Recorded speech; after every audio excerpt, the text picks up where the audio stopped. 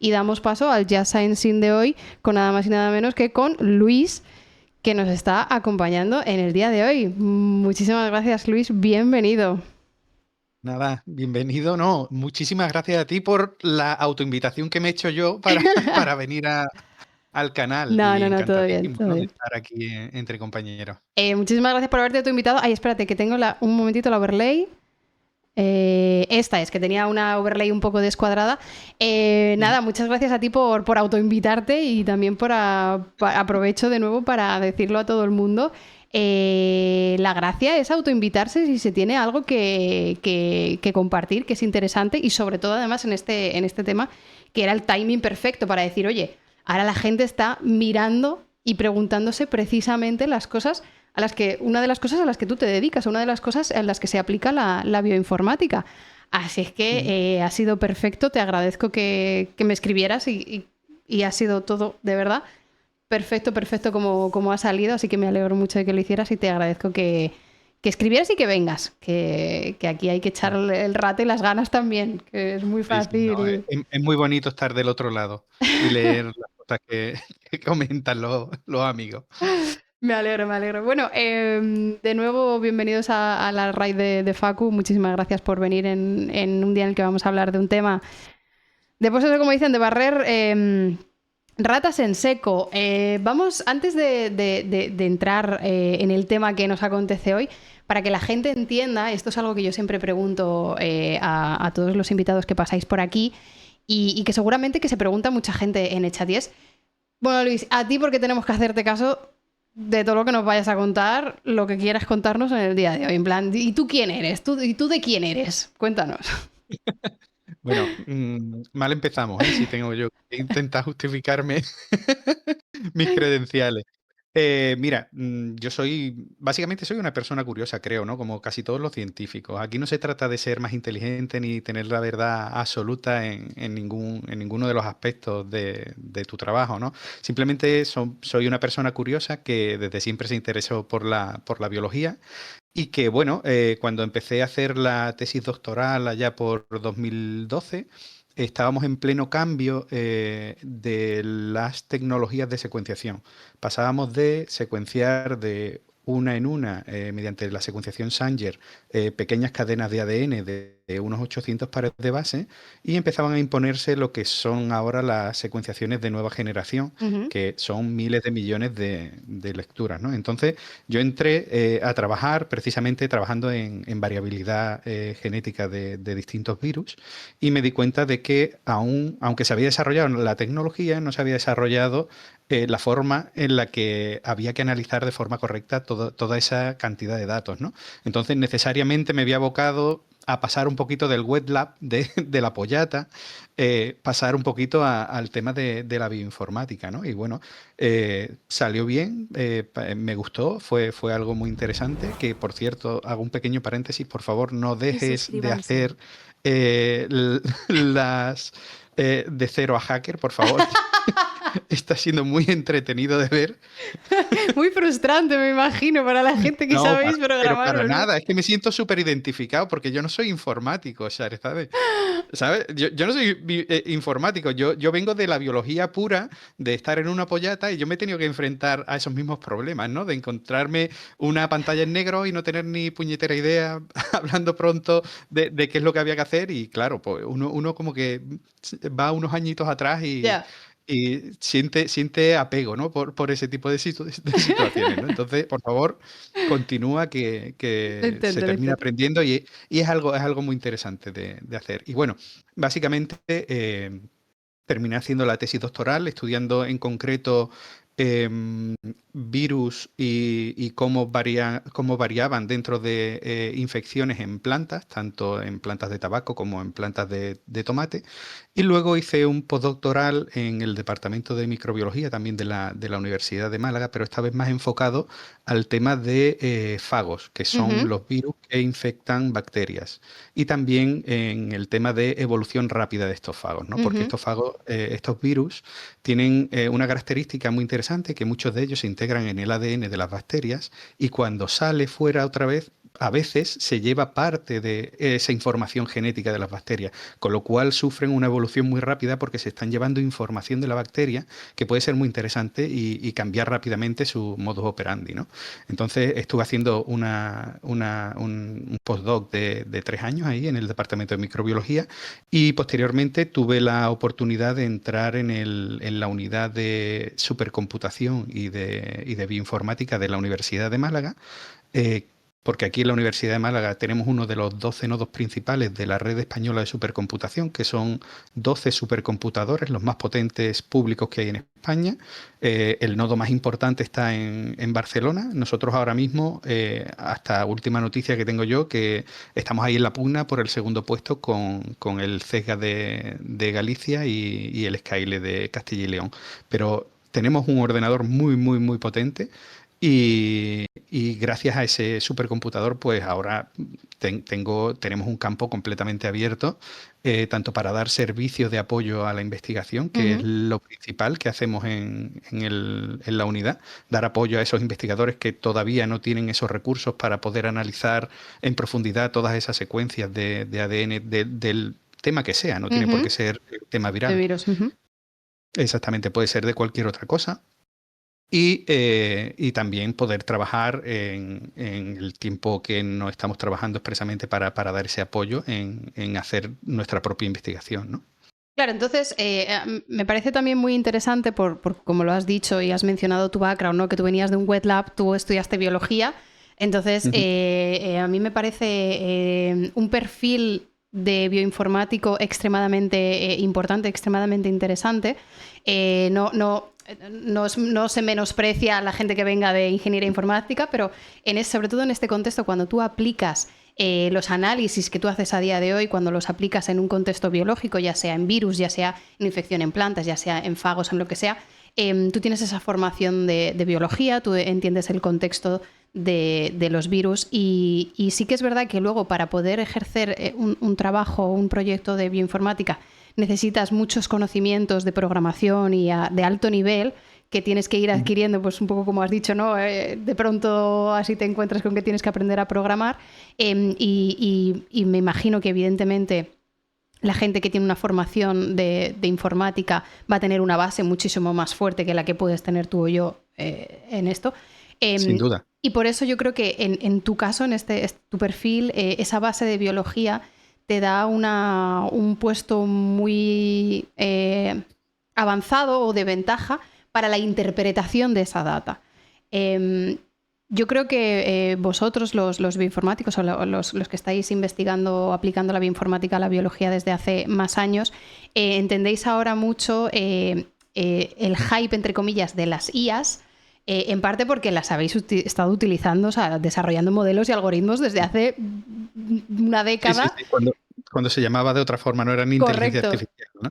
Correcto, entonces yo creo que vosotros tenéis este puesto de decir ¿por qué la gente ahora está volviéndose histérica con algo que más o menos llevamos utilizando con más o menos limitaciones o con más o menos democratización de la tecnología, pero lo lleváis haciendo? Y a mí me parece también muy interesante tu caso particular, que vives ese salto de tecnología, porque una de las dificultades que no nos permitía estudiar muchísimos organismos, pero bueno, en este caso los virus, era la limitación de la tecnología, de que las secuencias genómicas eran una data tan absurdamente gigante que no podíamos analizarlo. Y yo creo que esto lleva a la gente que no entiende el contexto, les lleva a pensar, uy, aquí entrando un poco en conspiranoia, ¿por qué resulta que ahora hay muchos virus? ¿Por qué resulta que ahora todos los descubrimientos de todos estos virus han ocurrido en los últimos 10, 15, 20 años? Es que ahora nos estamos volviendo locos, ahora nos los estamos inventando. ¿Por qué hay cada vez, ha habido exponencialmente una descripción de no solo nuevos virus, sino nuevas variantes dentro de los géneros de virus? Como por ejemplo ahora el tema del antivirus, que dices... es que esto no había, esto cuando yo era pequeña no había el antivirus. Y dices, bueno, vamos por partes. ¿Cómo has vivido tú esta... A lo mejor sí, tú no lo sabías, claro, ¿no? ¿Cómo has vivido tú esta revolución desde dentro? De decir, bueno, es que ahora esta tecnología nos ha permitido este boom y lo llevamos viendo durante décadas y ahora es cuando está calando a la población. ¿Cómo lo has vivido? ¿Cómo lo ves? Mira, es un tema muy interesante porque además estamos llegando a un punto en el que prácticamente ni los bioinformáticos somos ya capaces, ya no solo de analizar, sino casi ni de almacenar. La cantidad de datos que se están generando continuamente por parte de la comunidad científica son enormes y se necesita, o sea, te estoy hablando a lo mejor de 5 órdenes de magnitud más de cantidad de datos que lo que se genera en YouTube. O sea, es algo Hostia. impensable. Y mira que tenemos Es, ahí a Ibai picando piedra, ¿eh? Y aún así. pero es que es una cantidad de datos inimaginable. O sea, por ejemplo, la Red Española de Supercomputación te presta sitio de almacenamiento de tus datos, pero siempre y cuando sean más de 200 teras, como mínimo. Si no tienes más de 200 teras de datos, no te molestes en preguntar porque no te vamos a dar ese espacio. O sea, estamos hablando de unas cantidades que por mucho que yo intente contarlo aquí, no Ya no, es, no se hace la idea, ¿no? no se entiende. Sí, efectivamente.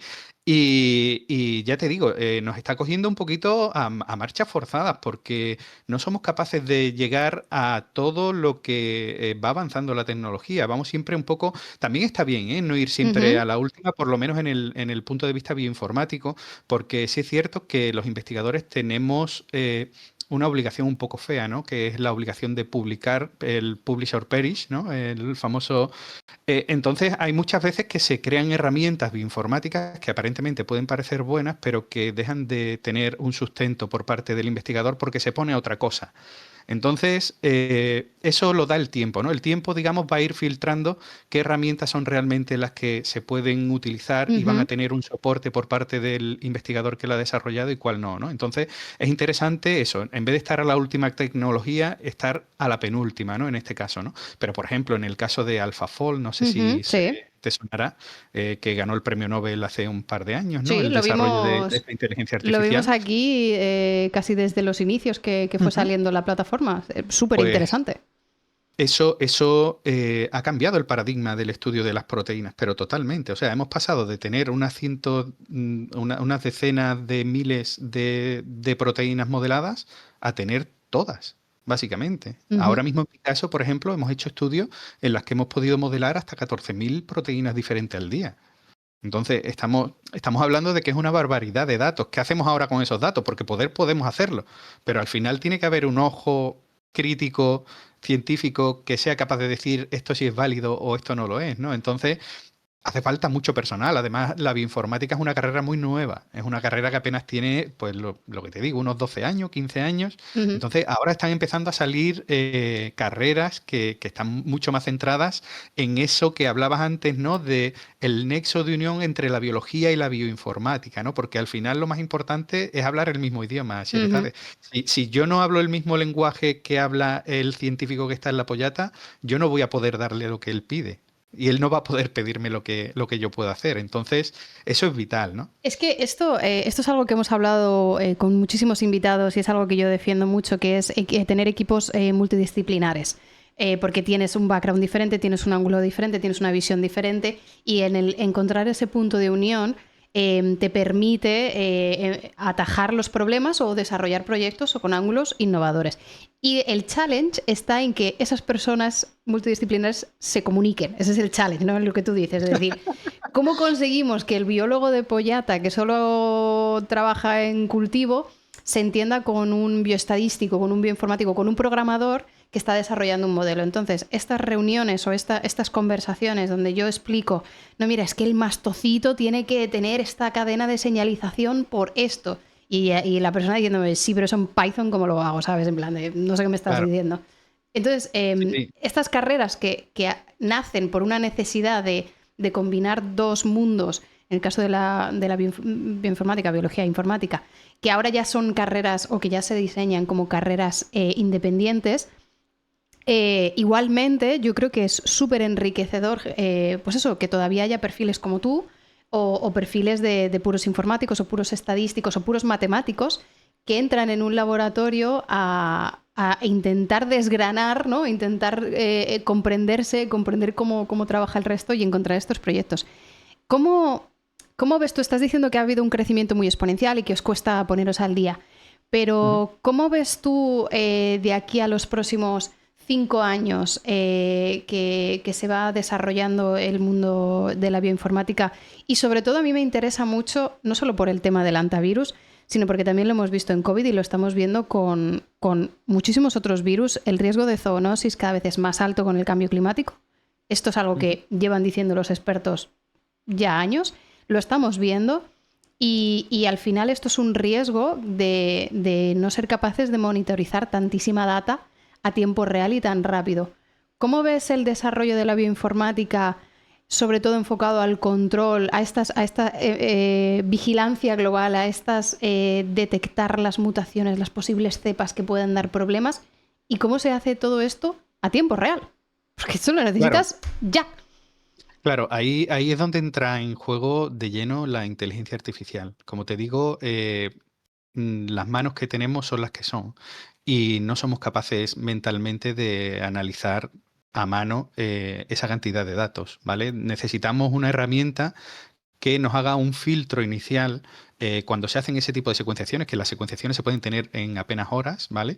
Necesitamos tener un análisis preliminar que descarte las que seguro que no van a ser patogénicas o que no nos interesa, que haga una especie de filtro inicial para que luego el profesional se quede solo con lo realmente interesante. O sea, no se trata de que la inteligencia artificial sea capaz de detectar al 100% lo que nos interesa o no, sino que simplemente nos filtre toda esa cantidad de datos para poder centrarnos en lo que realmente nos interesa.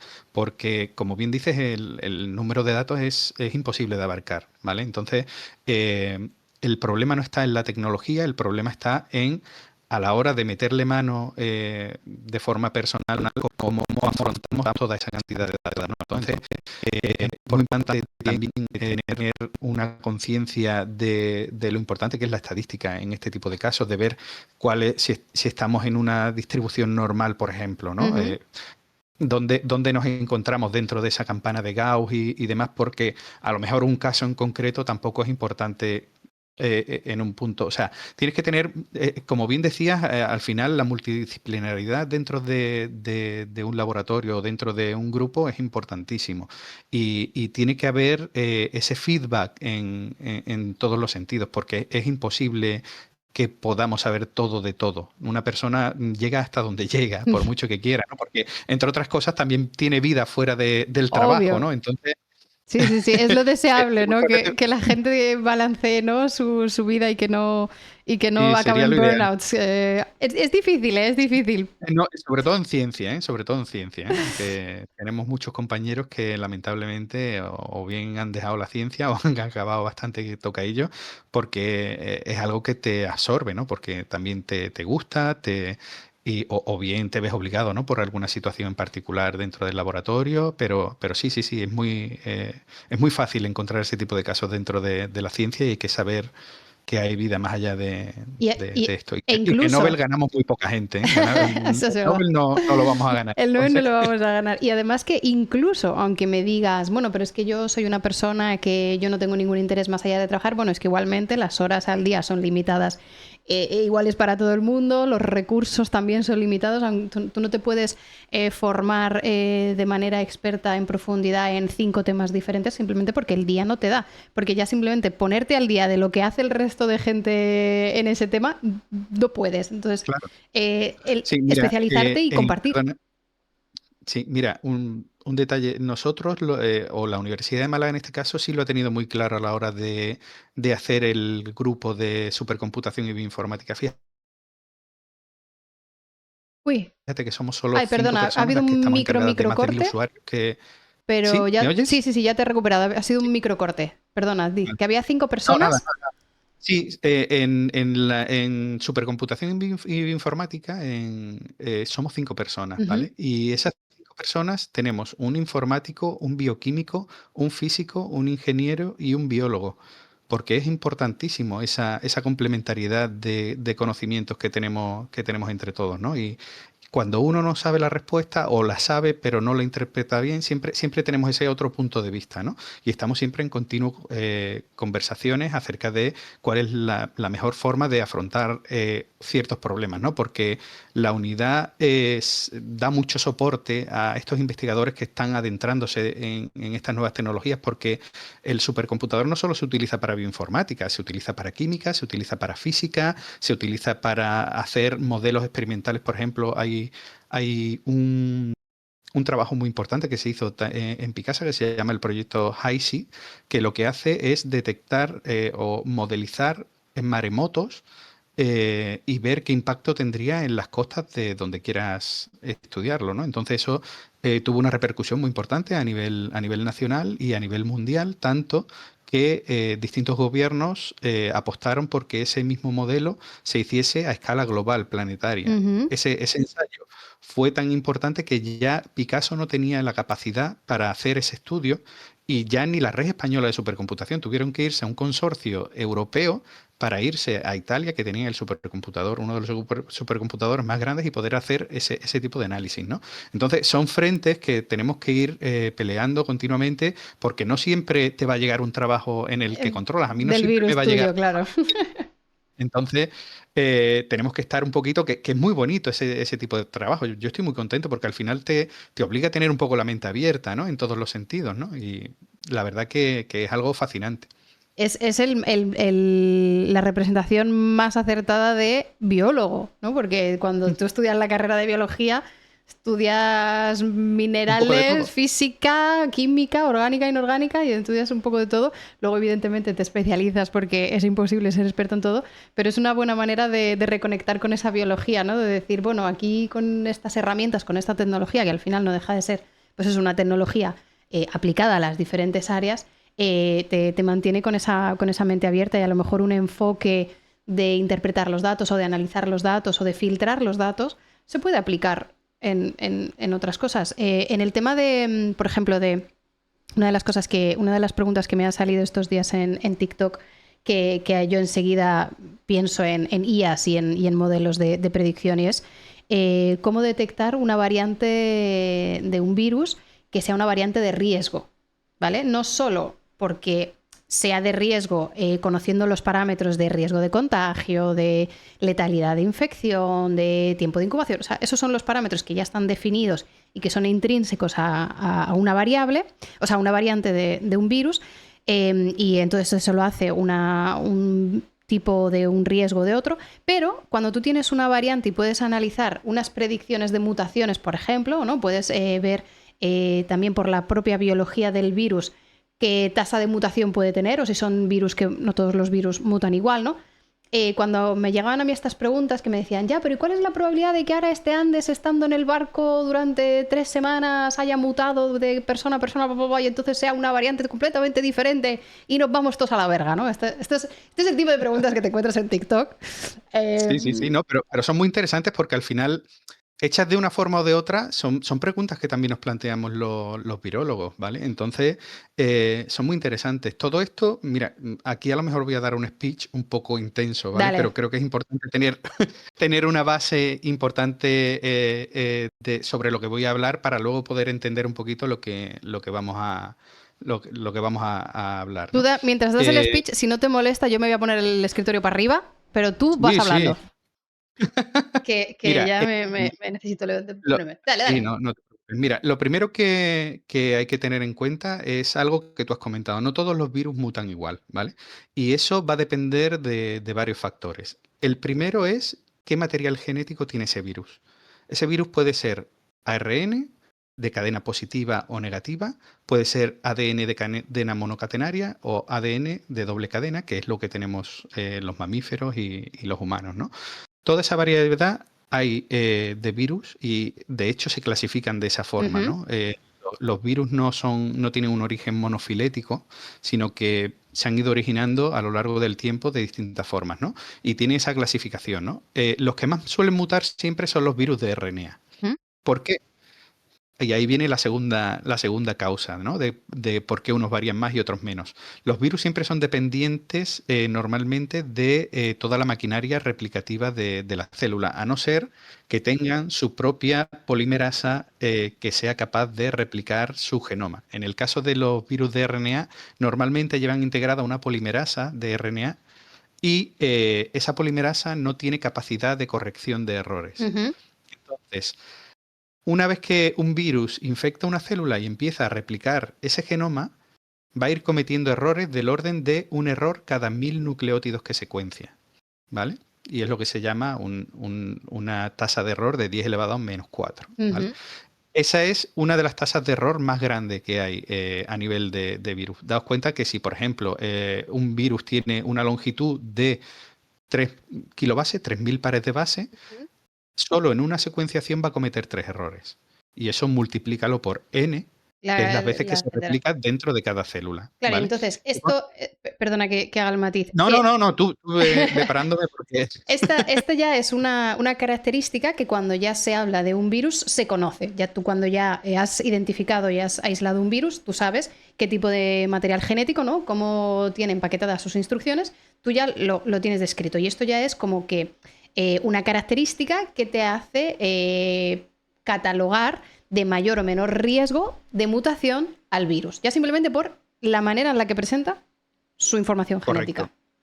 Correcto. Siempre hay excepciones, ¿eh? En Ujú. biología, tú lo sabes, que por mucho que uno quiera generalizar, siempre hay excepciones. Una de estas excepciones es el antivirus, ¿vale? Porque a pesar de ser un virus de RNA de cadena negativa en este caso, se ha visto que su tasa de mutación es mucho menor que la de sus primos hermanos. Por Ujú. ejemplo, la gripe, que también es virus de RNA, el COVID también es de Ujú. RNA, aunque sea de cadena positiva. ¿Vale? Pero muta mucho menos. Y parece que eso está asociado con la capacidad de introducir el nucleótido correcto. La polimerasa tiene mucha más fidelidad. No Ujú. tiene capacidad de corrección de errores, pero sí tiene mucha más fidelidad a la hora de hacer la cadena complementaria. Entonces, hace que mute de forma mucho más lenta. Claro, y ¿Vale? Entonces, en este caso sería, si fuera un virus de ADN, con su material genético está en formato ADN, sería como si tú a IKEA le pides un mueble y solamente te traen las instrucciones. Y ya dependen de que tú tengas las baldas compradas de otro sitio, tengas los taladros y tengas los tornillos. Y los de ARN, digamos que vienen con las baldas o vienen al menos con la taladradora. Pero claro, la eh, taladradora que te viene o el destornillador que viene es el que viene y a lo mejor no es el mejor del mercado y puede hacer que el mueble se construya un poco regulinchi. exactamente Más o eso. menos, ¿vale? Ni más ni menos, ni más ni Perfecto. menos que eso, efectivamente. En el caso de los virus de DNA, como bien decías, toda la maquinaria que utiliza es la maquinaria presente en la célula. Ujú. Y evidentemente en las células de los mamíferos y de los eucariotas hay una corrección de Correcto. errores para evitar problemas a la hora de la replicación, ¿no? Entonces se nutre de ese tipo de maquinarias para tener una fidelidad mayor, ¿no? ¿Qué pasa? Que la madre naturaleza es un poquillo, es muy lista, ¿no? Entonces es capaz de convertir esa debilidad que es la mutación aleatoria Ujú. en una fortaleza, ¿vale? ¿Y esa fortaleza cuál es? Pues la capacidad de evolucionar mucho más rápida. Es verdad que vamos a tener un montón de secuencias que no sean viables por los errores que se han cometido, Ujú. pero de repente una sí va a ser más favorable. ¿Vale? Y ahí es donde entra un concepto muy importante en virología que cada vez está cogiendo más fuerza, que es el de cuasiespecies virales, ¿vale? Una cuasiespecie viral, es muy sencillo de entender, es una población viral dentro de un contexto, bien sea la célula o bien sea el organismo, ¿vale? Que está compuesta por secuencias de ADN o del material genético que Ujú. sea, que son todas diferentes entre sí, pero están relacionadas entre sí por parentesco. Es decir, unas vienen derivadas de otras, lo que pasa es que van acumulando esas distintas mutaciones. Entonces, al final, lo que tienes es una población heterogénea Ujú. de genomas que lo que hacen es competir directamente por todos los recursos, es decir, aquella que tenga una mayor afinidad por captar esas capacidades replicativas o que tenga mayor capacidad de infección se va a imponer sobre el resto que está en peores condiciones. ¿Y qué ocurre? Que eso pasa cada vez que se cambia de organismo o se cambia de célula. Es decir, hay un cuello de botella continuo que permite a los virus que vayan evolucionando de forma muy rápida, tan rápida que los vemos a tiempo real. Lo vemos en una escala humana, que eso no se suele ver con ningún otros organismo. organismos. Claro, porque estabas hablando de esto y yo estaba pensando en mis prácticas de microbiología, que un poco, con una escala temporal más amplia, no tan chiquita con virus, pero evidentemente también más reducida a lo que tenemos en nuestros organismos más complejos, es un poco también ese seguimiento de colonias de bacterias, vas pillando estas mutaciones, a lo mejor a lo largo de varias generaciones, pero esas generaciones, pues sí, a lo mejor son días o semanas las que tardan en replicarse. Claro. Y en este caso está por 3 o por 4, ¿no? Y entonces... Sí, a tiempo real. Tú coges una secuencia, o sea, coges una célula y secuencias solo el material genético del virus que hay ahí y ya tienes un montón de variantes, ¿vale? Claro, y entonces... ese es el problema. Y tú tienes, o sea, tú cuando haces vamos a poner este caso, la variante Andes, llegas tú a islas, porque esto es algo que con COVID nos hemos familiarizado mucho, que es la importancia en aquel entonces era la importancia de detectar que era COVID y también la importancia de traquear qué variante era, ¿no? Para ver qué variante estaba dominando en qué sitios, qué variantes estaban asociadas con unos síntomas X o unos síntomas tal, ¿no? Y luego también para el diseño de las vacunas. Claro, nosotros cuando hablamos de las variantes como si fuera algo estático, inmutable y tal, y ahora resulta que hay como que una variación dentro de lo que nosotros consideramos variante, ¿qué margen, qué porcentaje de diferencia de nucleótidos aceptamos para llamarle misma variante?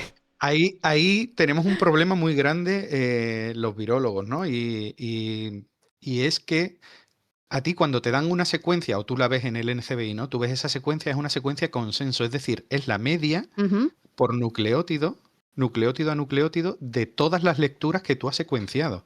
Pero para nada ves, o sea, solo ves mutaciones si la media cambia con respecto a otra referencia anterior que tenías. Claro. Ahí sí ves una mutación, pero no estás viendo todas las mutaciones de base, genoma a genoma, ¿vale? Entonces ahí es donde precisamente me especializo yo y toda la escuela anterior que me precede, ¿no? de investigadores, que además uno de los grandes popes es español, Esteban Domingo, que trabaja en temas de mutagénesis letal y defección letal. Esto es intentar afrontar, una vez que se ha producido la infección del virus, no tratarlo como con vacunas, sino con un tratamiento. Es decir, una vez que está instaurada la infección, ¿cómo curamos eso, ¿no? ¿Cómo evitamos que el virus se siga propagando y demás, ¿no?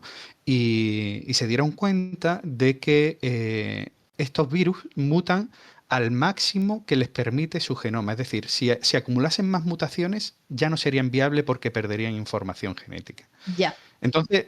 Bachateando la línea de la letalidad y mortalidad.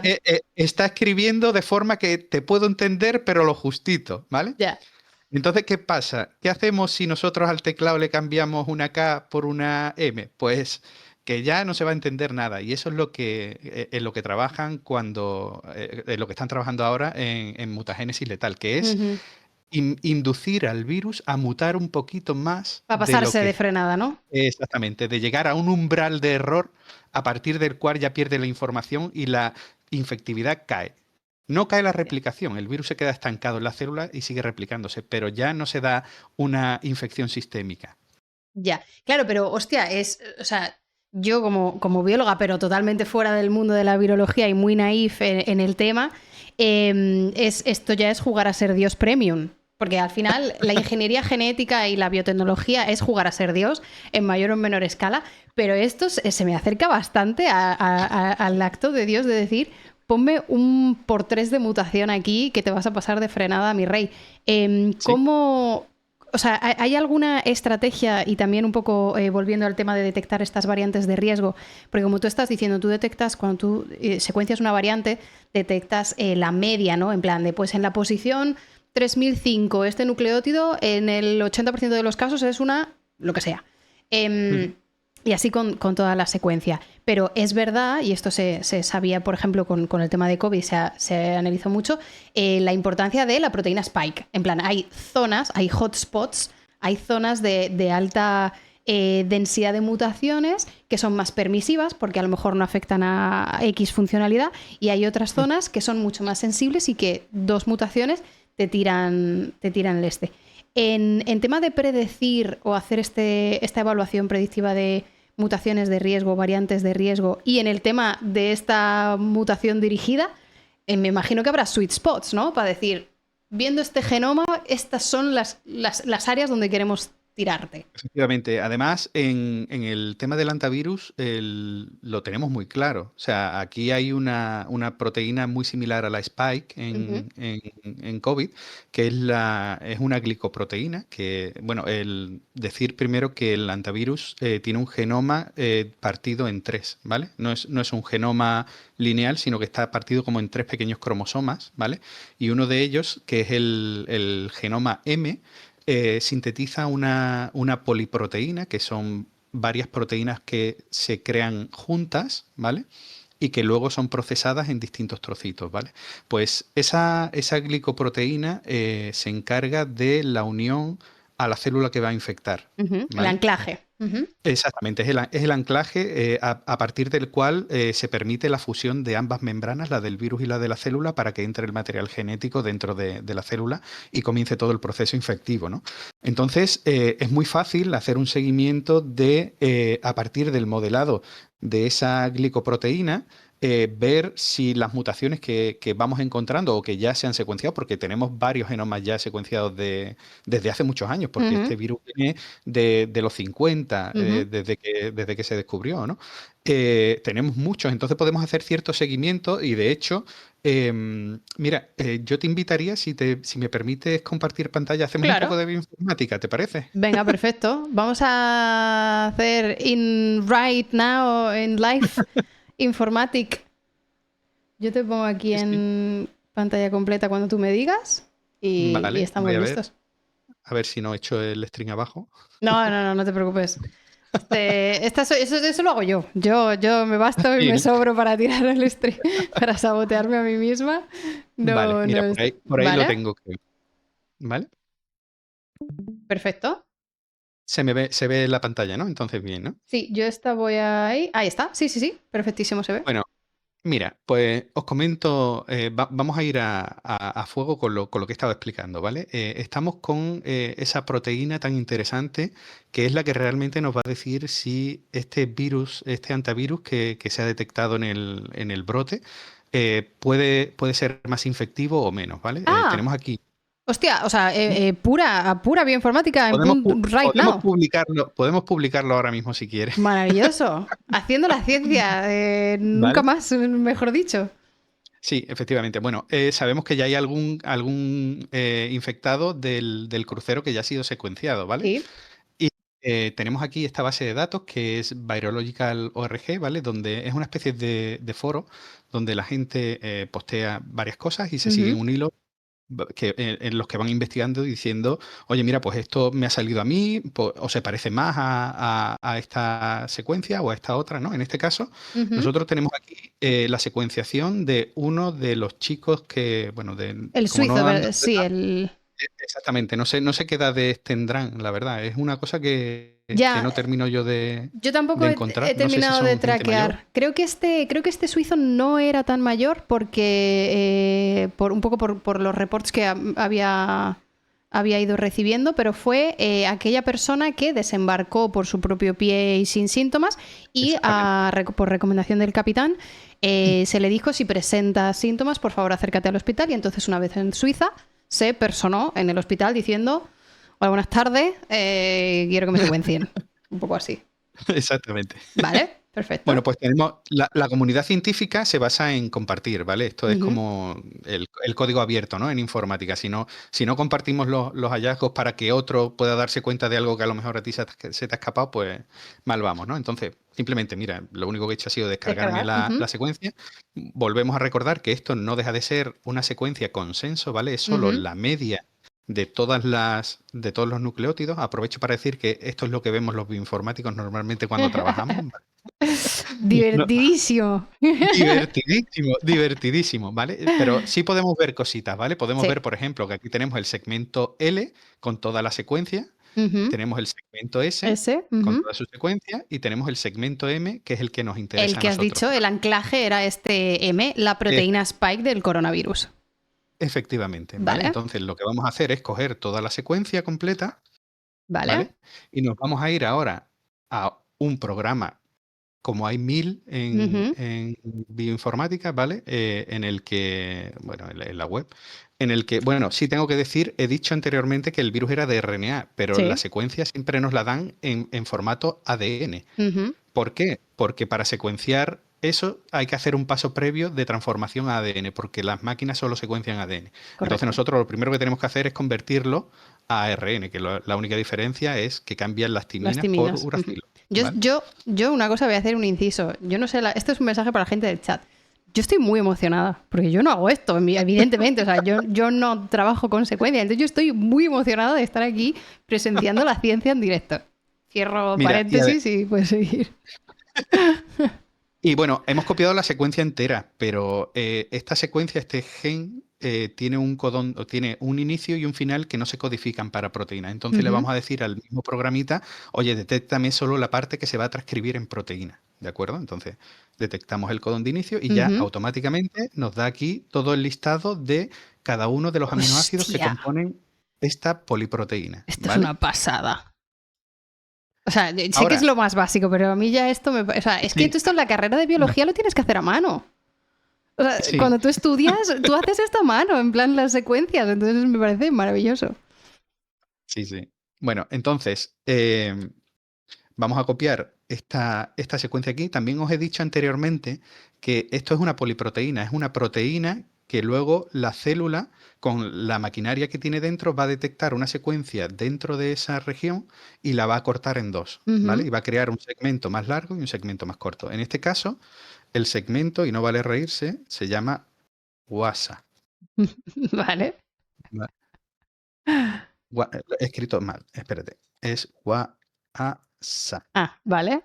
¿vale? Ahí. Y Ahí está está. aquí, ¿vale? Vale. Hay una Esa es proteína en la célula, la banderita de usted está aquí, ¿no? O corte aquí. efectivamente, efectivamente. Entonces Vale, viene una proteasa y ahí cuando lee guasa, directamente lo que hace es cortar en dos, ¿vale? Y genera dos proteínas, claro. ¿vale? En este caso, se sabe también por estudios anteriores con otros virus de la misma familia y demás que el segmento más importante a la hora de interaccionar con la célula es el segmento más grande, ¿vale? La GN, que se le llama, que es este Ujú. segmento más grandecito de aquí, ¿vale? Entonces vamos a trabajar, nos vamos a olvidar del otro para ver el tema de mutaciones, porque lo que nos interesa es ver La que interacciona. cuánto ha cambiado, claro, cuánto ha cambiado eso que va a interaccionar con lo que ya conocíamos de antes de otras infecciones previas, ¿no? Claro. Y Pues esto, esto lo dejamos. Dime, dime. perdona, una reflexión para relacionar con lo que estábamos viendo. Esto ya es un análisis que tiene una dirección o que tiene una hipótesis que es vamos a analizar el riesgo de que esta variante sea más o menos peligrosa centrándonos en la parte del virus que interacciona con la célula para infectar. ¿Podría haber otro Exactamente. enfoque que fuera la parte del virus que le hace no más fácil de infectar, sino que le hace más, que se replique Más más dañino. veces o más dañino o que tenga unos síntomas? Sí, Habría como claro, diferentes claro. enfoques, ¿no? Claro, claro. Efectivamente. Sí, sí es importante decir que, igual que pasa con el COVID o con otras muchas infecciones, el virus siempre va a tender a hacer el menor daño posible a su hospedador. ¿Vale? La evolución de todos los virus, sobre todo cuando vienen de una zoonosis, Ujú. al principio, al no estar adaptado a ese hospedador, va a causar muchos más estragos. Y es lo que está ocurriendo, por ejemplo, con este virus. Este virus todavía no está bien adaptado al humano, entonces cada vez que ocurre una zoonosis y pasa del ratoncillo al humano, va a provocar la mortalidad, tasas de mortalidad muy altas. Ujú. ¿Qué pasa?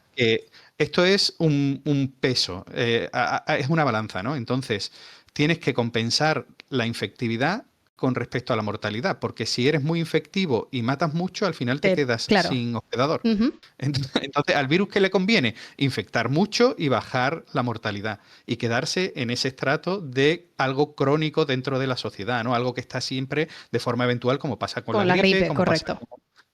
¿Vale? Entonces, Bueno, ¿qué tenemos aquí? Mira, aquí tenemos mucha información previa ya que nos han dado, Ujú, que es un análisis filogenético de todos los antivirus que se conocen, cómo son de diferentes entre sí y cómo son de diferentes con respecto a este suizo, ¿no? Que secuenciaron. ujú. Y si te fijas aquí, no sé si se ve el ratón, Sí, ¿verdad? sí, sí, sí. Vale, aquí tenemos nuestra cepa, ¿vale? La del el virus La del del Ande suizo. del Ujú. suizo. ¿Vale?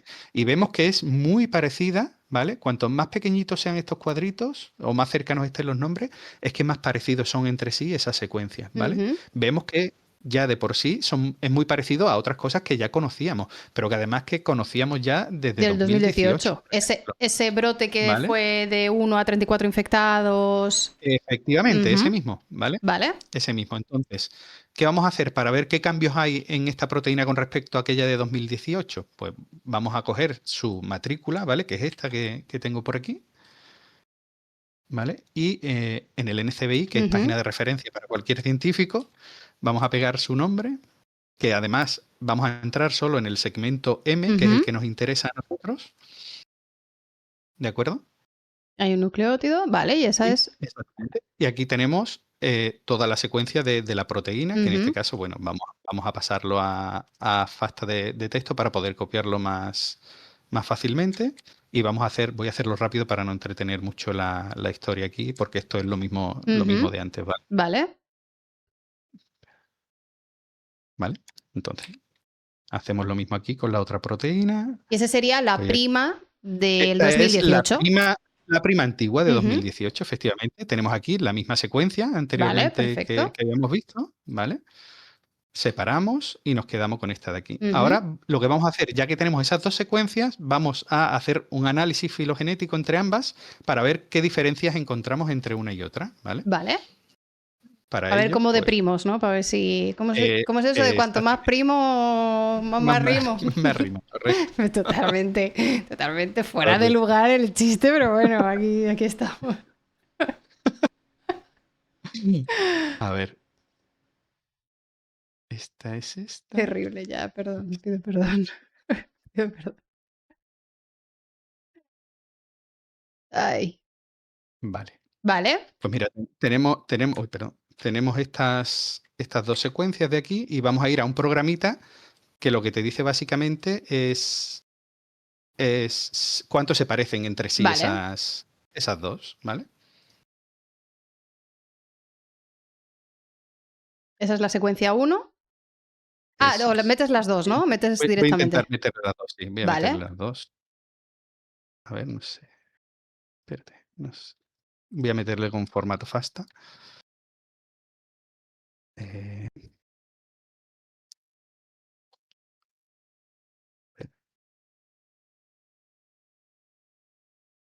aquí, que el teclado está en inglés y no, no es quien lo entiende. Esta era la de 2018, Vale. ¿vale? Y esa Y es la esta del es 2026.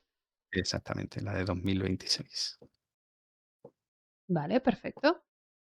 ¿vale? Entonces vamos a guardar este fichero. Sí,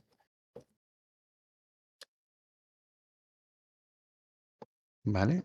Y lo vamos a intentar abrir con...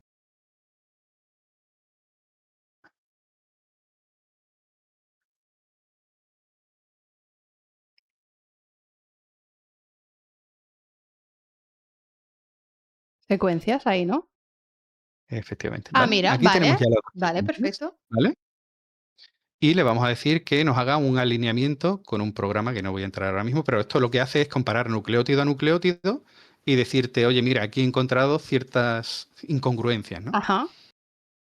¿Vale? Todo por defecto, Uy, ahora se han ido los ¿vale? colorinchis. Y aquí ahora Ahora. ya podemos ver, ya ahora está alineado y ahora podemos mirar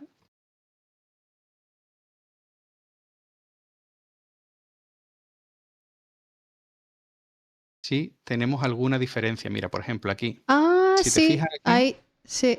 ¿lo ves? Ahí tenemos un cambio, Sí. ¿vale? De Y TA, o sea, segura, de timinalina. Vale, pero. Ah, pero es, entonces. no, estos son aminoácidos, ¿vale? Esto puede Ah, dar lugar a... ah. Esto es una treonina y esta es una alanina, Alanina. ¿vale? Vale, vale, claro, Pero estos no bueno, son los nos da nucleótidos, igual, estos son los nos da igual. aminoácidos.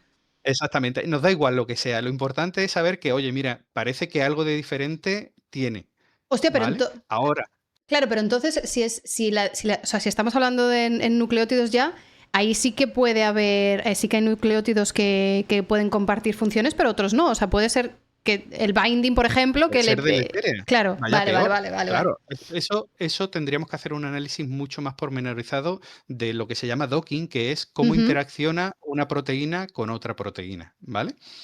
Pero ¿qué podemos hacer con esto y con la inteligencia artificial? Que esto es lo fuerte que se puede hacer ahora. Daos cuenta que no llevamos ni 10 minutos haciendo esto, ¿eh? Ahora podemos coger esa secuencia de 2026, ¿vale? Y ver este nucleótido, que como veis aquí es el 193, ¿vale? El aminoácido número 193, ¿vale?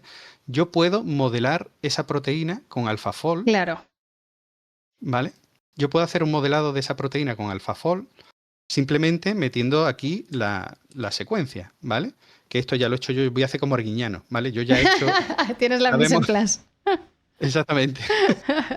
Aquí tenemos, sabemos también por otros antivirus anteriores que esta glicoproteína funciona como un tetrámero Ujú. de ese dímero. Es decir, forma a partir de 4 moléculas iguales de la GN y 4 moléculas pequeñas de la GC, forma un complejo proteico, ¿vale? Entonces, simplemente se tendría que meter aquí la proteína 1 y aquí se metería la proteína 2 Ujú. y se le da a Submit Job y listo. Y tendríamos...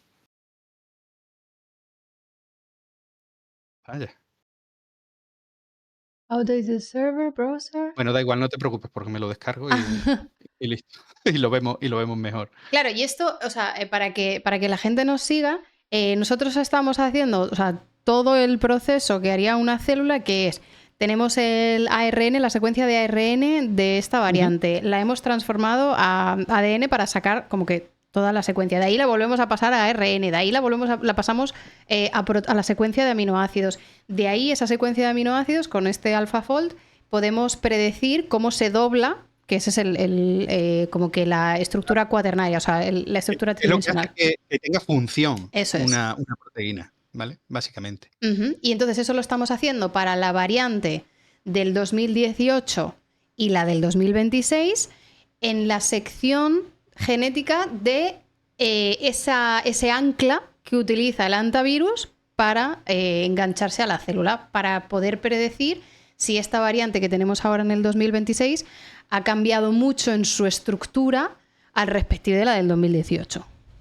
Correcto. Vale. Ni más ni menos que eso, Hostia, ni más ni ¿vale? menos, pero hostia, es que o sea, es magia, sinceramente. A mí esto me lo explican en la carrera y no me lo creo. O sea, yo hice la carrera en el 2008,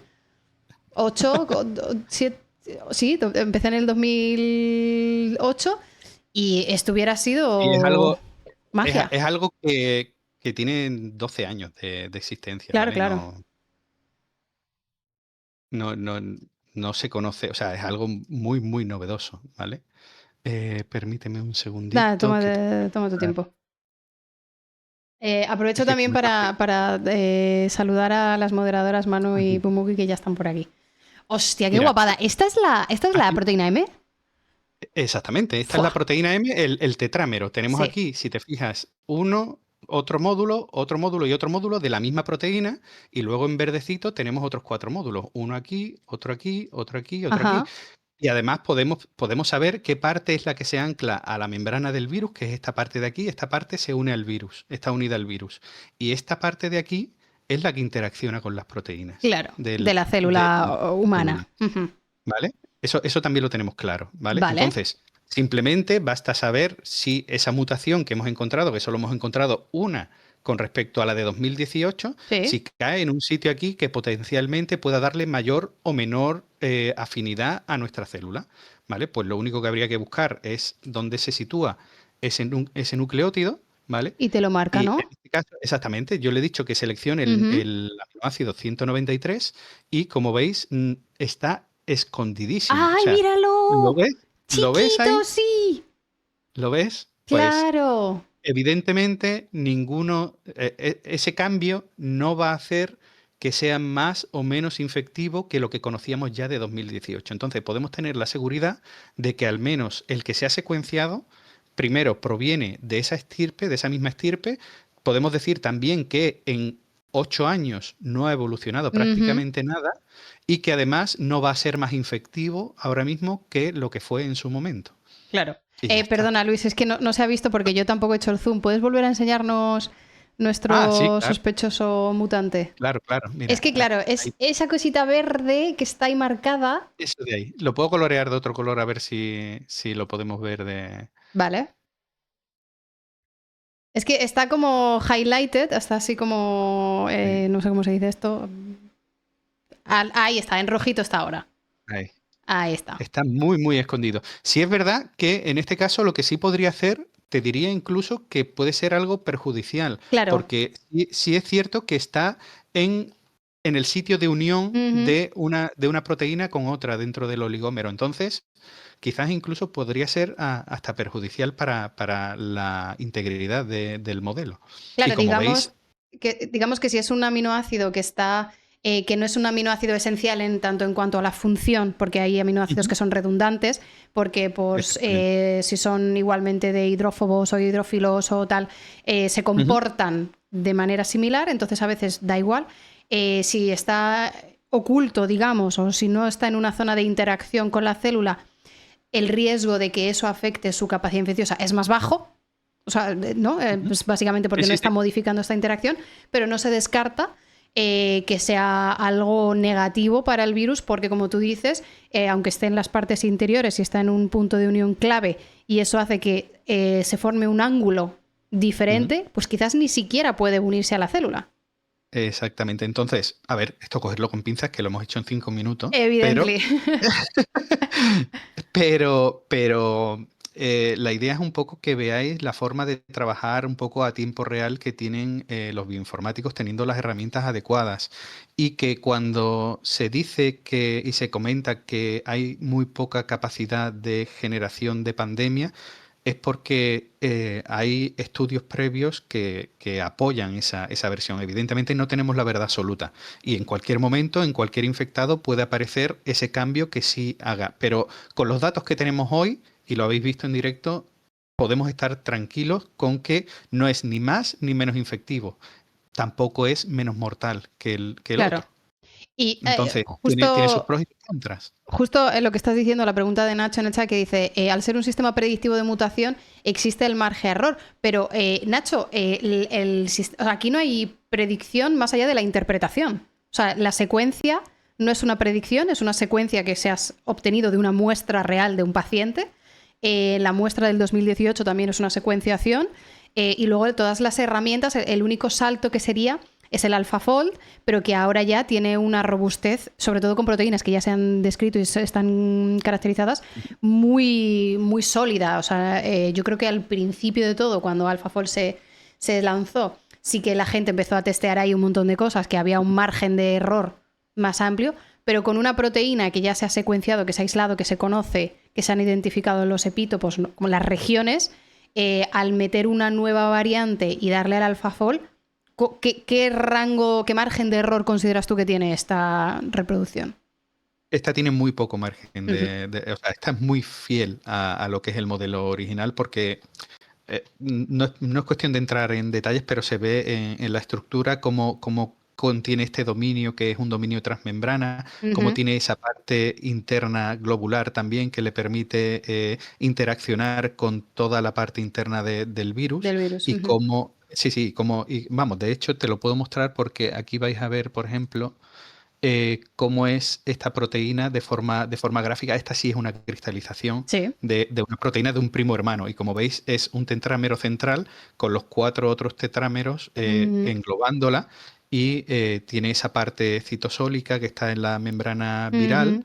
esa parte intermembrana y toda la parte que es la que interacciona realmente con el hospedador.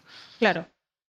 Sí, o sea que aquí digamos que la parte de predicción es sobre todo la interpretación que nosotros hacemos aquí de decir, bueno, este aminoácido, viendo la posición y conociendo cómo funciona esta proteína, la predicción es de un riesgo bajo. O sea, ese Claro. sería el margen de error que digamos. Exactamente, se puede hacer mucho más, ¿no? Yo, Ujú, yo me he quedado aquí, ¿no? Pero ahora evidentemente podríamos comparar esta secuencia con la original que teníamos y ver esa cola que tiene el aminoácido, si realmente hace un cambio de polar ujú. a no polar y todos los puentes de hidrógeno que se generan se pierden y ver qué tipo de interacción tendría mediante lo que se llama docking, ¿no? Que es una Claro. proteína-proteína, cuánto podría afectar a esa unión entre las distintas proteínas.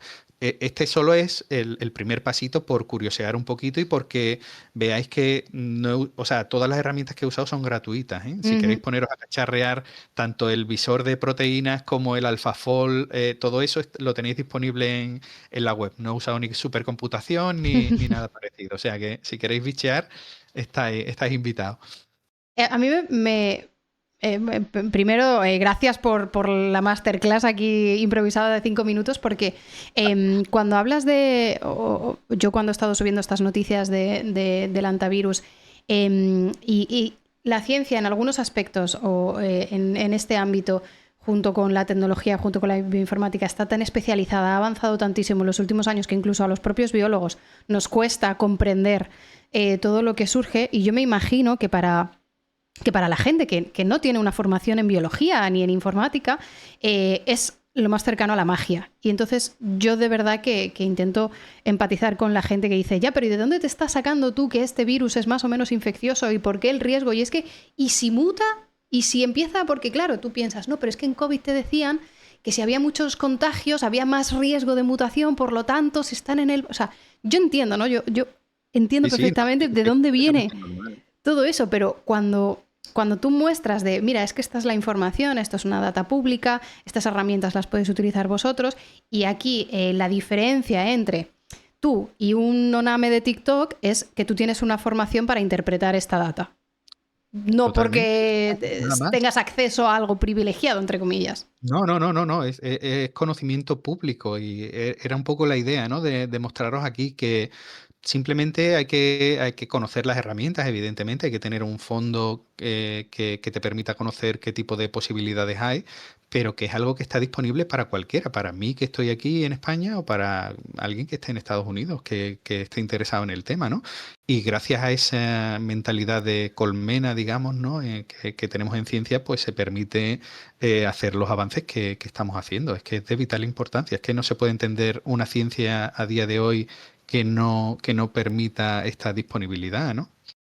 Y además es que también me parece súper útil, no solo por mostrar esto, como tú dices, que es público, que cualquiera con los conocimientos para interpretarlo y evidentemente no manipular la data y no hacer cherry picking y todas esas cosas, pero prácticamente cualquiera podría hacerlo. Y además hacen también una puntualización en el chat del tema de COVID, evidentemente que era un virus diferente, ya tenías como una predisposición diferente y tal, pero igualmente hay como conceptos o hay parámetros que yo creo que a la gente se les ha quedado mucho en la mentalidad colectiva, no en la memoria colectiva, que, como por ejemplo esto, ¿no? De cuantos más contagios, más riesgo de mutaciones. O, Ujú. bueno, pero es que si esas personas van al supermercado van a contagiar, ¿no? Y porque ha habido cosas muy impactantes y muy Claro, traumáticas a nivel sociedad. Entonces, sí, sí. creo que hemos avanzado en algunas cosas en las que la gente comprende. No tienes que explicarle a la gente que te puedes contagiar en el supermercado, porque eso ya la gente lo comprende. Pero como hay una falta en una base muy importante, se hacen unas conclusiones evidentemente erróneas. Y no, Efectivamente. o sea, creo que son tareas diferentes, igualmente importantes en aquel momento de explicar que los virus existen y que se pueden contagiar. Y hoy, a día de hoy, con el antivirus, explicar por qué son diferentes. Porque el antivirus no es el coronavirus. Exactamente. Y no sé si Exactamente. lo estamos consiguiendo, pero bueno, yo creo que tú has ayudado muchísimo con este ejemplo, con una pregunta muy recurrente que es, ¿esta variante Andes? Ujú, ¿Qué pasa con ella? Es como, pues mira, aquí tienes la secuencia. ujú. Efectivamente. Analiza. Y no solo eso, ¿no? También hay que tener muy en cuenta cómo es la biología de cada uno de estos virus, ¿no? Mm, Date cuenta que el COVID era muy fácil de contagiar porque infectaba las células aéreas superiores, ¿no? De la parte superior Ujú. también del sistema respiratorio. En este caso, esta cepa de Andes tiende más a estar en la parte profunda de los pulmones. Entonces necesitas una exposición mucho más continua y de forma mucho más cercana para que ese contacto cercano se dé. Ujú. Y depende directamente de la biología del virus. No todos los virus se transmiten Claro. igual. Y no hay que sacar conclusiones de este virus con respecto a lo que hemos conocido con el coronavirus, evidentemente.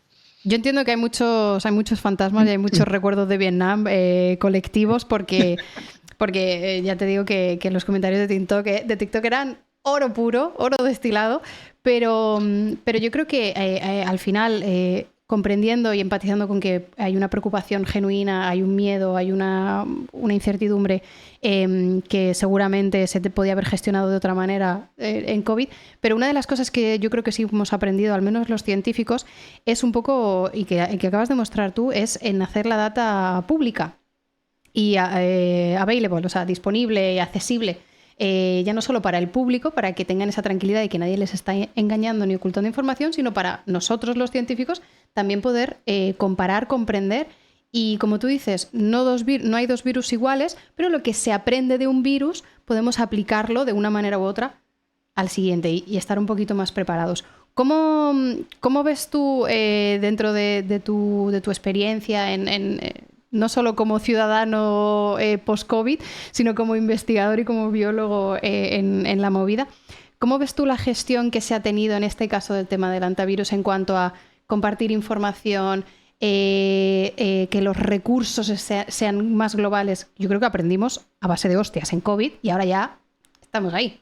Me ha parecido una maravilla. O sea, yo de verdad que personalmente, ya te digo, no soy epidemiólogo, ni sé los pormenores de lo que ha podido ocurrir, pero yo lo que he visto me parece de una sincronización y un trabajo previo también, porque todo esto esto no viene hecho a las primeras de cambio. Ha habido trabajo previo para prepararse para este posible evento y bajo mi punto de vista se están haciendo, o sea, no se pueden hacer mejor las cosas. ¿Que puede haber fallos humanos? Claro que puede haberlos. Claro que puede haberlo. ¿Que puede escaparse algún contagio? Claro. En un mundo globalizado es que lo difícil es que no ocurra. Uh-huh. Eso es lo difícil. Lo importante es ser sensato y actuar conforme a los recursos disponibles que tienes. Y ya está. Y a mí particularmente me parece que ha sido una muy buena forma de afrontarlo. Y que donde mejor van a estar en cuarentena las personas que estaban en el barco es cada uno en su país y entre otras cosas porque en el caso de que terminen dando positivo, esta enfermedad cursa mucho más leve si se coge con A síntomas tiempo. tempranos Uh-huh. que si avanza mucho en el tiempo, ¿no? Entonces, donde mejor pueden estar es cada uno en su hospital de referencia, en su país, y que cada país gestione de la forma más correcta posible este tipo de brotes. Pero me parece excelente, de verdad. Me parece muy buena la forma en la que se ha afrontado. A mí me sorprendía positivamente, me sorprendía para bien, que ya me sorprendía cuando COVID el hecho de que la gente hablara de PCRs de pronto. O sea, para mí eso fue un fenómeno espectacular. Sí, sí. La palabra PCR de pronto estaba everywhere. O sea, era como todo el mundo hablaba de PCR. Y yo, pero tú sabes lo que es una PCR. Es como esto era una palabra sagrada que solo se escuchaba en el laboratorio y de pronto era mainstream. Entonces a mí ya eso me impactó muchísimo, pero sí que he visto un cambio en cómo se utiliza a día de hoy la palabra PCR, porque da la sensación de que verdaderamente la gente sí que sabe lo que está diciendo, porque te están diciendo, ha salido PCR positiva. ¿Sabes? Sí, ya sí, es como... Sabemos lo que decimos. como un diagnóstico, ¿no? Sí. Fiable. Ya es como que está en nuestro lenguaje cuando hablamos de contagios. Pero eso está muy bien. Súper bien. Eso habla bien. Eso habla bien del trabajo que hacéis los divulgadores por intentar acercar al público este lenguaje que a veces es muy complicado, ¿no? Porque es un lenguaje muy específico. En ciencia todo tiene que estar con la máxima precisión, es decir, tienes que usar las palabras correctas porque no puede significar otra cosa diferente. Entonces, acercar esto a la comunidad es básico. Pasa como en bioinformática con los biólogos. Tenemos que hablar el mismo idioma si nos queremos entender. Tenemos que hablar las mismas cosas y entendernos. No tienen por qué saber cómo funciona perfectamente una PCR, ni el número de ciclos, ni si se trata de una PCR a tiempo real o una PCR a tiempo final. Eso da igual. Lo importante es que sepan que hay cosas y que hay herramientas que los científicos sabemos utilizar y que dan fiabilidad a lo que decimos luego, ¿no? Eso es lo importante. Hablando justo de esto, del tema de las PCRs, hubo un par de personas que se engancharon un poquito en los comentarios en una de las redes sociales donde subí un vídeo, porque había alguien que dijo, ha dado un falso negativo para PCR, y hubo alguien que dijo, no existe el falso negativo en PCR. Y fue como, vamos a ver, en todos los test puede haber un falso positivo, puede haber un falso negativo. O sea, en plan, en la teoría, ¿no? En la practicalidad de los test, puedes tener falsos de todos. Yo entiendo que esa persona que decía, en la PCR no puede ser un falso negativo por la base, por el diseño de la PCR en sí, ¿no? Como diciendo, si no hay de qué sacar, no vas a sacar nada.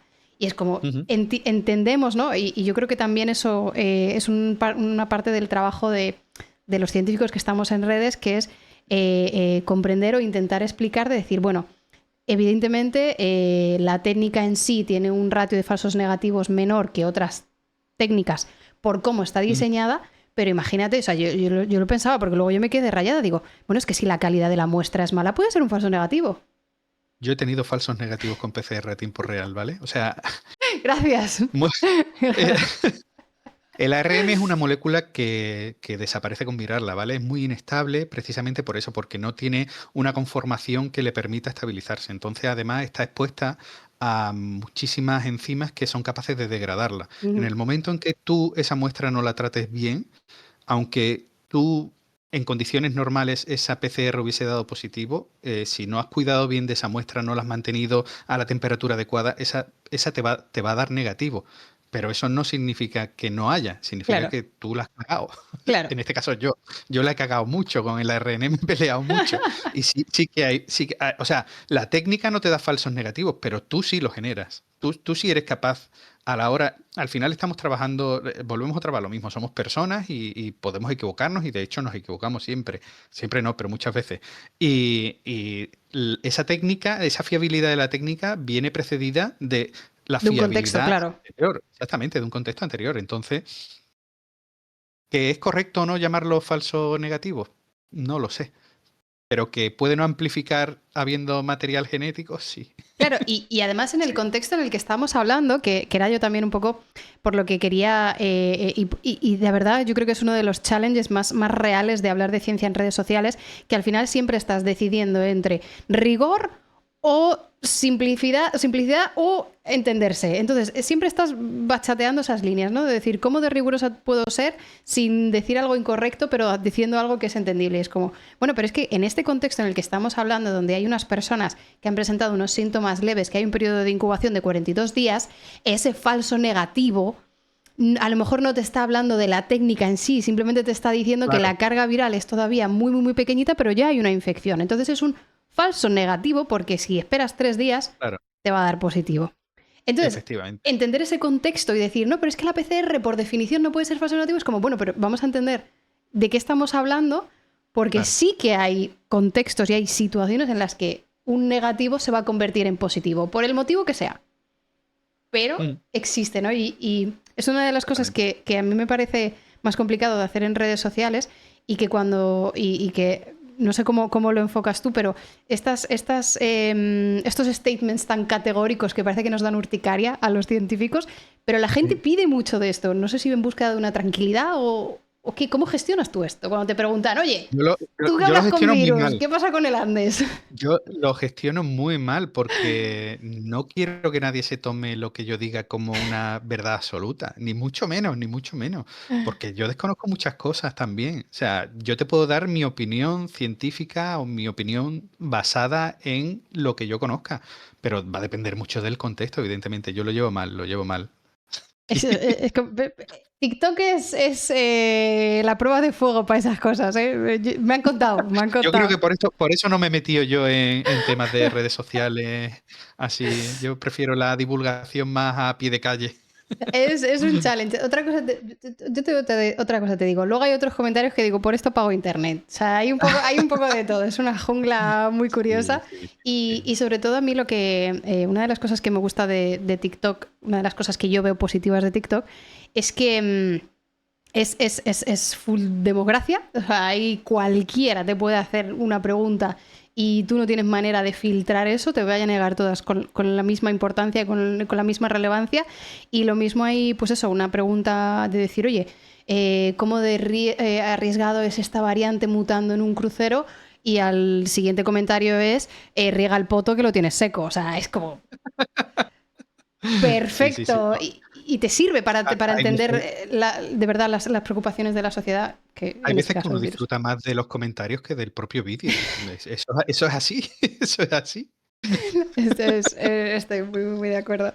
Oye, Luis, no hemos hablado de tanto de supercomputación o de Ujú. estos nodos que tienes por allí, pero cuéntanos un poco ya fuera de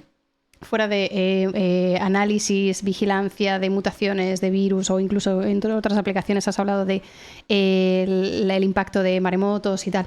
¿Qué tipo de ventajas o qué tipo de aplicaciones podemos esperar o podemos observar la ciudadanía, ¿vale? La gente que está fuera de la ciencia de estos superordenadores? Porque se habla mucho, en los últimos años se ha hablado mucho de estos superordenadores y yo me imagino que a la gente le cuesta decir, bueno, ¿y esto para qué? ¿Para que el Minecraft me Claro. vaya volando o para qué es esto?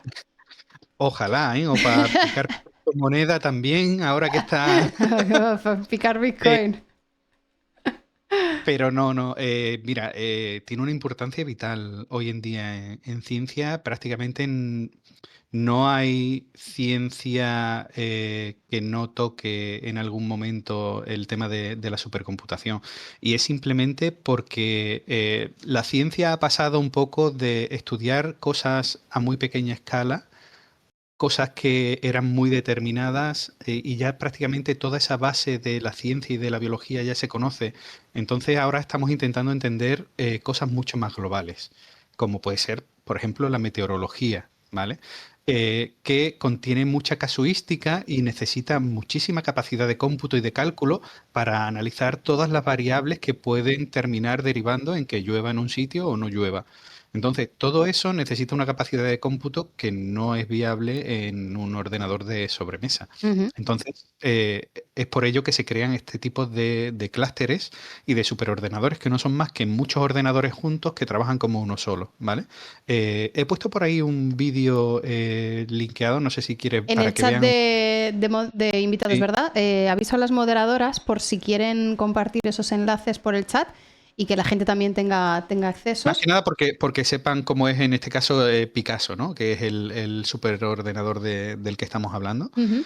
Y básicamente tiene tres formas de hacer análisis dependiendo de tus necesidades en la investigación. Tú puedes utilizar núcleos a la hora de hacer ese cómputo, puedes utilizar memoria RAM si necesitas que un acceso a esa información que sea mucho más rápida que a través del núcleo, que es la única diferencia principal que hay entre memoria RAM y ROM. Ujú. Básicamente es eso, a qué velocidad estás accediendo a esa información, ¿no? O bien gráficas, capacidad de cómputo gráfico para temas de inteligencia artificial, emulación, etcétera, etcétera, ¿no? Entonces, eh, esos tres componentes son la parte integral del supercomputador. Claro, y esto, este nodo que tenéis o esta Core Facility, como que has dicho que también dais como que soporte, ayuda, asistencia o análisis a otros grupos, a otros proyectos, no necesariamente todo es original de vuestro grupo, sino que podéis hacer colaboraciones No, nacionales o internacionales, ¿no?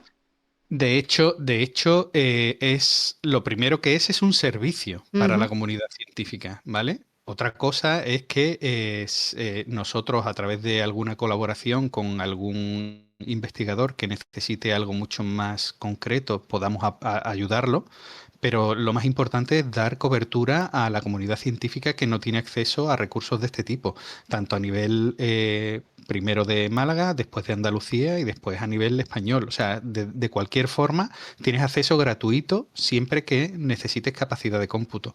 Eso es una garantía que siempre y cuando tu investigación tenga relevancia suficiente como para necesitar ese tipo de recursos, porque la forma que tenemos de trabajar a nivel nacional es mediante una petición a Barcelona, que es el nodo central de la red española de supercomputación, y ellos evalúan si tu investigación tiene calidad suficiente como para utilizar estos recursos, ¿no? Y una Claro. vez que te han dado el visto bueno, te dejan uso, dependiendo de qué es lo que necesites, te mandan a un nodo o a otro de la red española de supercomputación para que tú utilices todos esos recursos. Aún así, siempre tenemos el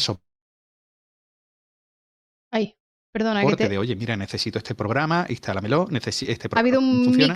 Sí, micro corte, pero ya te he recuperado. O sea, sí. se ha recuperado, sí. Nos está diciendo cosas. Sí.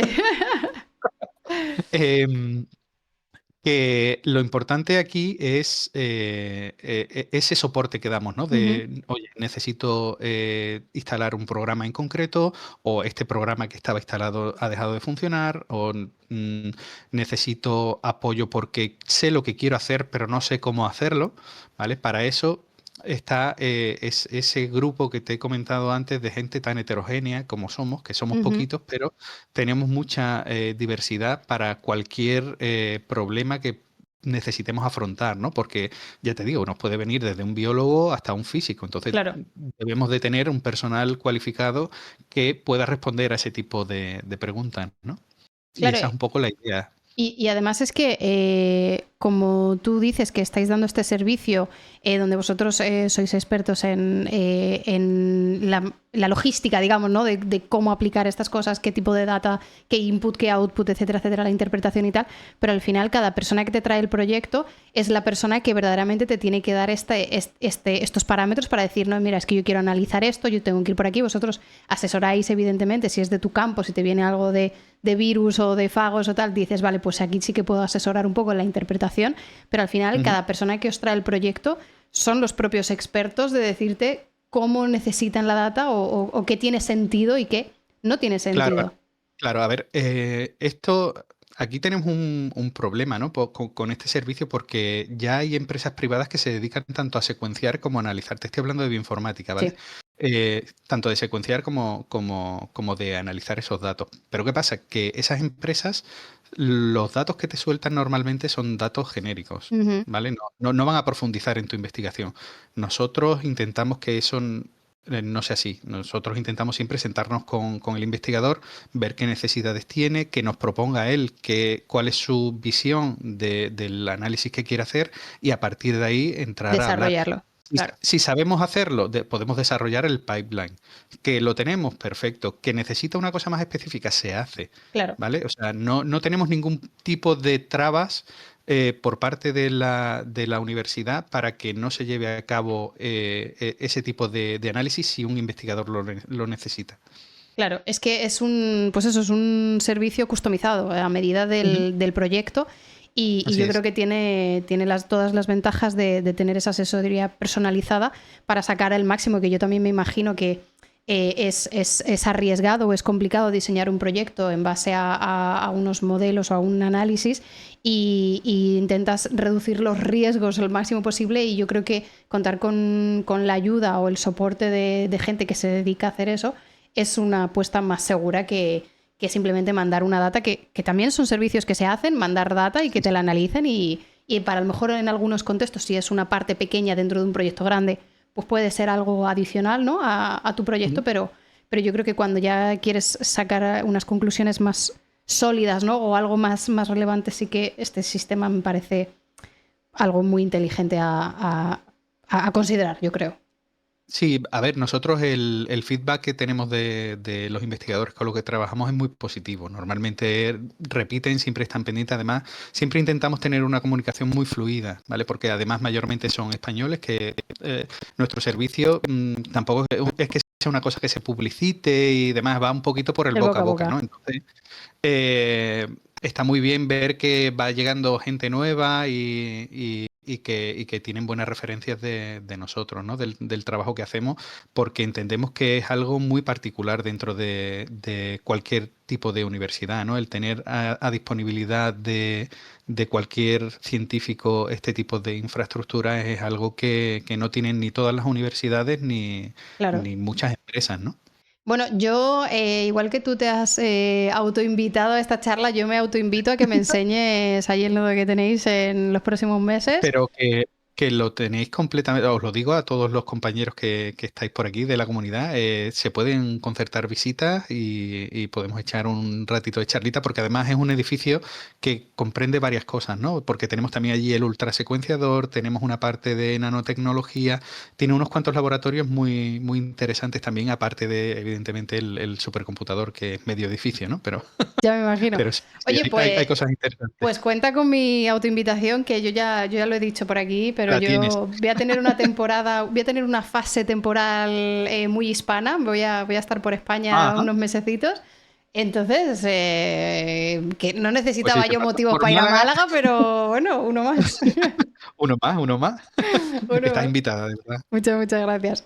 Oye, pues me parece súper interesante, ya no solo por las aplicaciones que has dicho, sino porque creo que evidentemente todavía hay unas limitaciones en presupuesto y en tecnología, de que no todas las universidades pueden tener un superordenador, y por motivos Ujú. obvios, pero sí que me da la sensación de, tal y como se están desarrollando algunas tecnologías, hace 15 años hacer un genome-wide sequence analysis era impensable y súper caro, y ahora es muchísimo más asequible. Entonces yo creo que con esta democratización de la tecnología, quizás este tipo de herramientas también van a ser un poco más comunes, a lo mejor en core facilities que puedan ir implementándose, y sacar, verdaderamente exprimir. Entonces, si llegara el momento, pues gente como tú, por ejemplo, que domináis estas técnicas y que tenéis amplia experiencia, creo que sois extremadamente valiosos para guiarnos al resto, de decir, mira, este es el camino, hay que evitar estas cosas, aquí ya nos hemos dado 3 hostias, no vaya, o sea,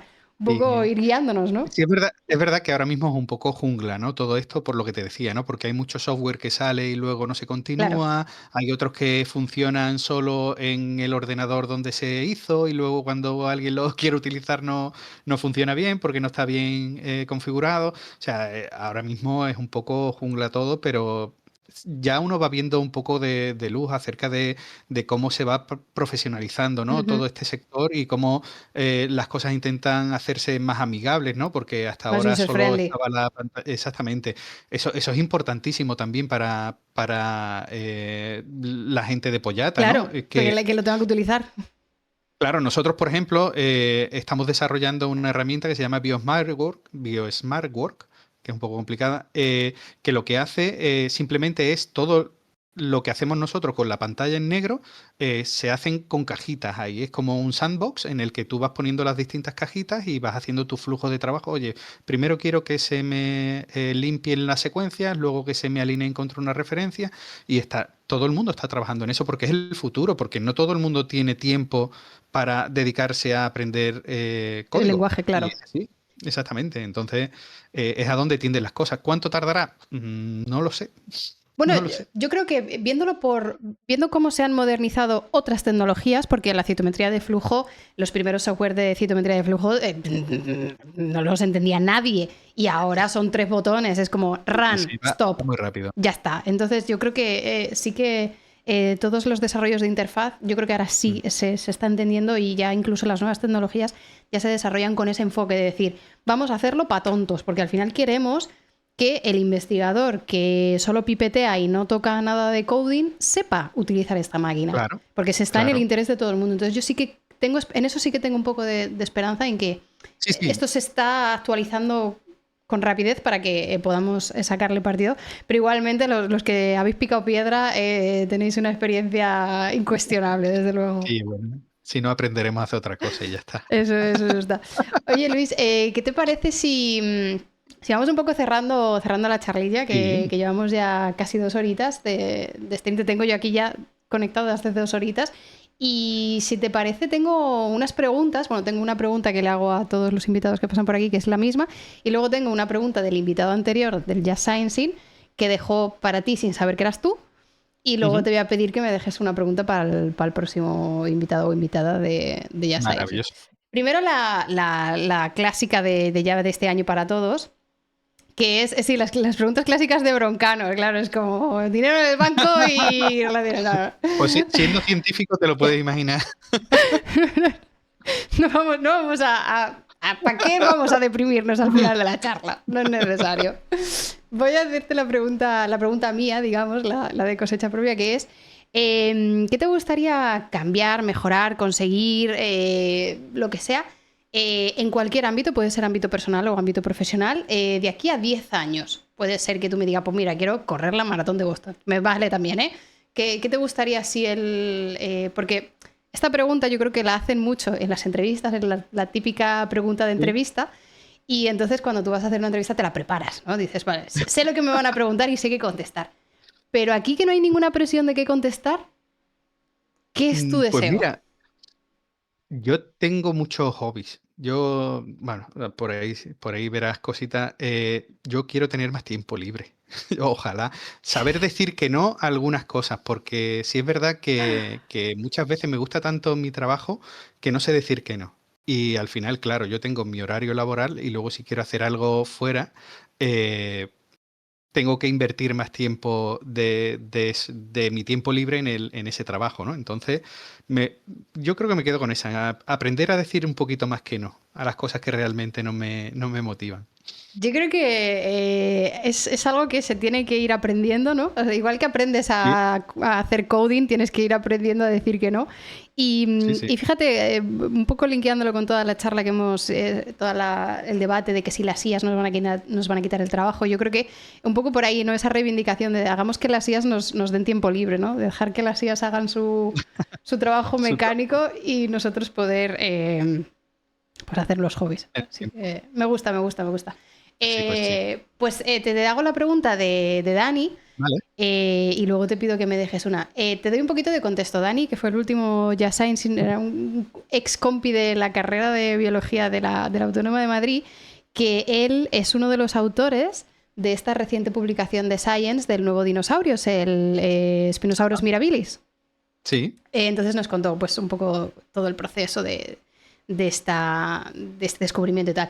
Y la pregunta que él te dejó fue si en algún momento de tu investigación te has llegado a emocionar por un descubrimiento. Esos momentos de película de decir, estoy tocando con los dedos algo que no tiene por qué ser, pues eso, como tú dices, el premio Nobel no lo vamos a ganar, pero Sí. ya sea porque en tu proyecto era algo que estabas trabajando en ello mucho o porque verdaderamente era algo inesperado. ¿Recuerdas algún momento así?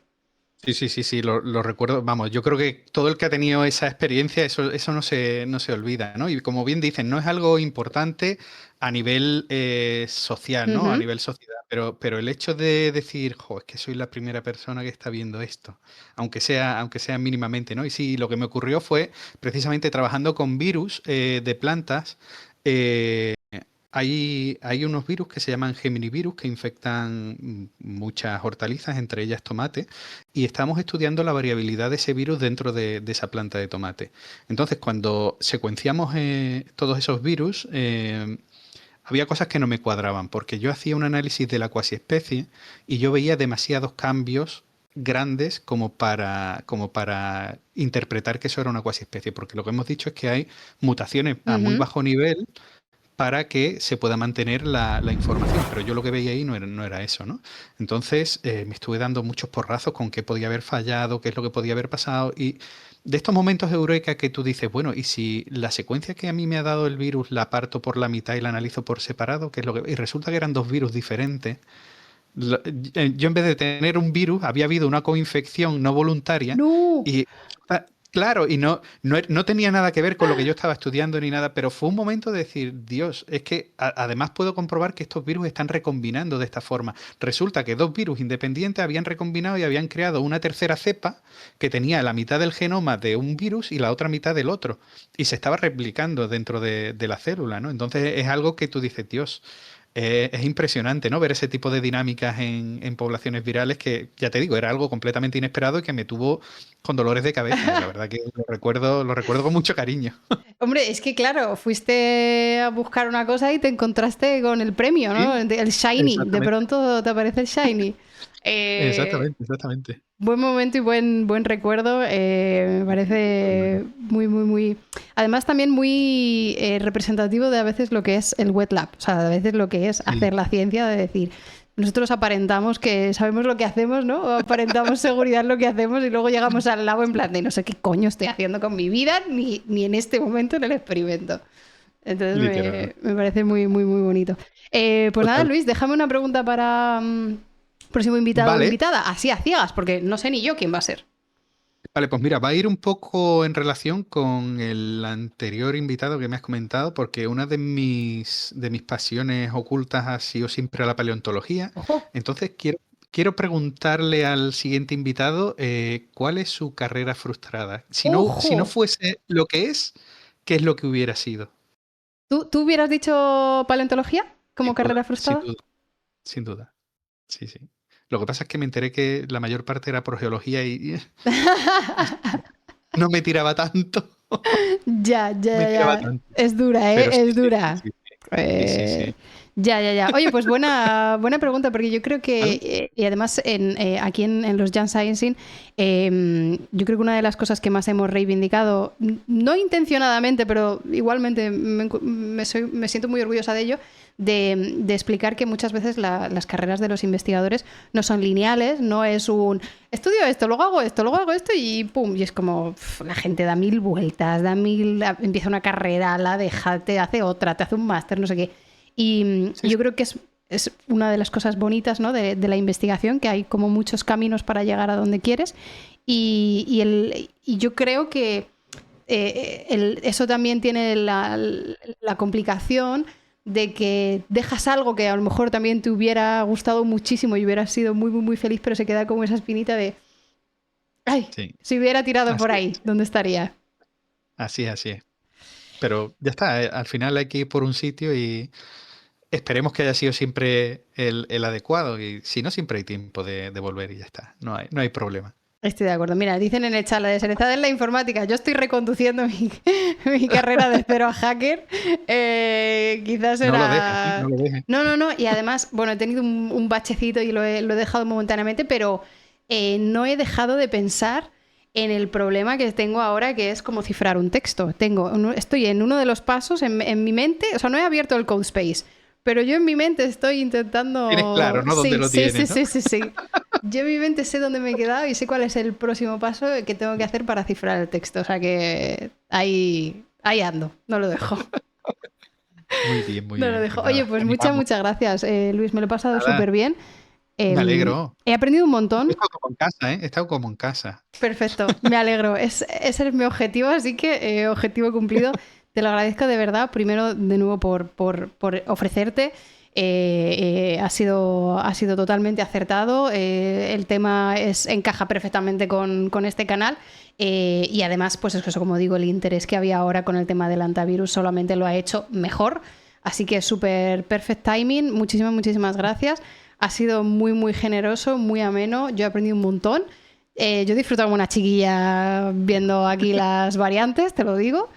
O sea que Me yo por alegro, me mí, alegro. maravilloso, de verdad. Pues nada, las gracias te la tengo que dar yo a ti por tener la comunidad que tienes y por hacer el trabajo que haces. De verdad que se agradece mucho este nivel de profundidad en la divulgación, que muchas veces se queda muy en la superficie y al final esa pérdida de información también da lugar a errores, ¿no? En la interpretación de los mismos. Entonces, de verdad te agradezco enormemente el trabajo que haces y sigue así.